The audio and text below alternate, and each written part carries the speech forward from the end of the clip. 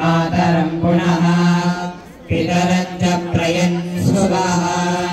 त्रिगङ्गाय शिश्रिये प्रत्यस्य वहद्युभिः अस्य प्राणादपानत्यन्तश्चरति रोचना यज्ञः परो वपमन्युनायवर्त्या सुकल्पमग्ने तस्य पृथिवीमनुदध्वसे आदित्या विश्वे तद्देवा वसवश्च समाभरन्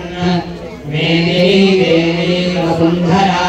स्यात् वसुधा देवी वासुकी ब्रह्मसुवरे सदने सत्यायने सीता समुद्रवती सावित्री आनो देवी मह्यङ्गी महोधरे यज्ञे यज्ञे विभीषणे इंद्रपत्नी व्यापिनी सरसिजविहा वायुमती दर्शयनी स्वयं धारयिनी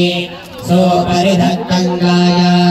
विष्णुपत्नीं महीं देवीं माधवीं माधवप्रिया लक्ष्मीं प्रियसखीं देवीं नमां यच्युतवल्लभा